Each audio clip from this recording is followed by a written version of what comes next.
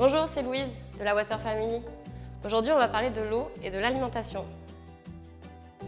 Rappelons tout d'abord que chacun d'entre nous utilise 4000 litres d'eau invisible par jour. 1000 litres sont dédiés à la fabrication de nos objets. Les 3000 restants sont nécessaires à la fabrication de notre alimentation. Toute cette eau invisible se cache derrière la production, la transformation et le transport de nos aliments. Tout ce que nous mangeons nécessite de l'eau pour être produit et fabriqué. La culture et l'élevage intensif, les transports, l'utilisation des pesticides et d'engrais fait de l'alimentation notre impact principal sur l'eau. Chaque individu utilise 3000 litres d'eau pour son alimentation.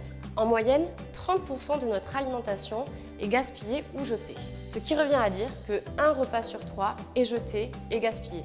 Et cela représente 1000 litres d'eau par jour. On va voir qu'il existe plusieurs façons de produire notre alimentation et différents types d'agriculture qui sont plus ou moins néfastes pour l'environnement. On va commencer par l'agriculture industrielle ou intensive. C'est la plus néfaste pour notre environnement et l'eau. L'objectif de cette agriculture est de produire en grande quantité, sur peu de temps et dans des espaces restreints. Pour cela, une multitude de produits chimiques sont utilisés, comme par exemple les engrais chimiques, qui servent à faire pousser la plante plus vite. On retrouve aussi les pesticides, qui servent à protéger les cultures de nombreux champignons, attaques d'insectes ou nuisibles. Le problème de ces produits chimiques, c'est qu'ils sont toxiques pour l'environnement. Ils tuent les insectes, les vers de terre et donc à terme les oiseaux. Et quand il pleut, ces produits chimiques, engrais ou pesticides, se déversent dans les rivières, dans l'eau, nos nappes phréatiques et ensuite l'océan. Ils polluent donc l'eau et notre santé.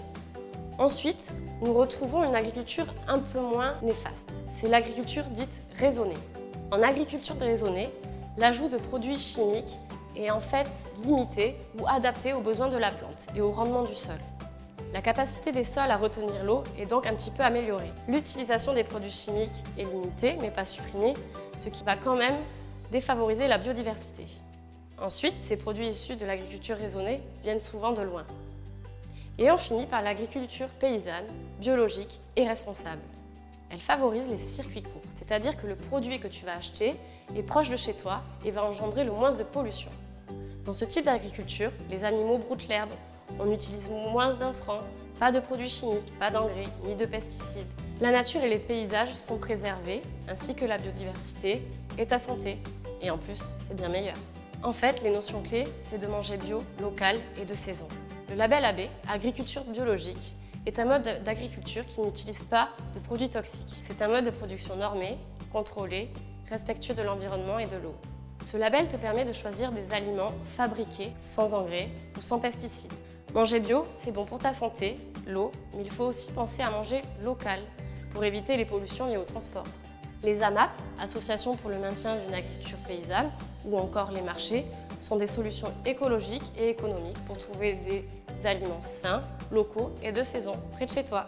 Tu peux y retrouver tout type de produits, des fruits, des légumes, des céréales, du poisson, de la viande. Renseigne-toi, il y en a sûrement près de chez toi. Pour réduire son impact sur l'eau via son alimentation, on peut premièrement réduire sa consommation de viande. Manger moins de viande, mais de meilleure qualité, a un impact très positif sur l'environnement. En faisant cela, nous pouvons nous permettre de consommer de la viande de meilleure qualité, qui n'a pas à engendrer de surconsommation et de pollution de l'eau via sa fabrication, sa production et son transport. Cette viande, tu peux la retrouver chez le boucher, dans les marchés ou chez les petits producteurs. En plus, manger de la viande 2 fois par semaine suffit amplement pour avoir des apports en protéines.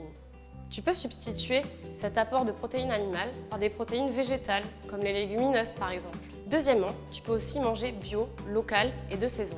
Cette agriculture permet d'éviter de polluer l'eau et sa santé. Cela contribue à maintenir des emplois locaux, des races locales, les paysages et la biodiversité. En plus, ce sont généralement des aliments qui ont plus de vitamines, qui sont meilleurs pour la santé.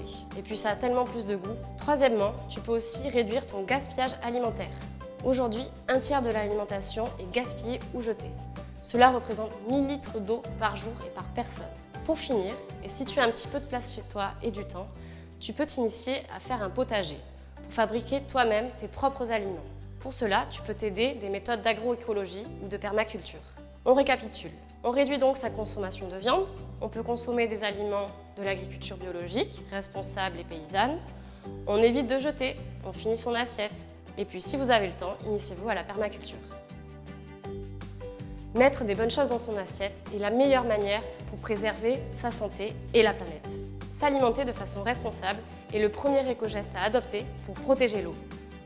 À bientôt!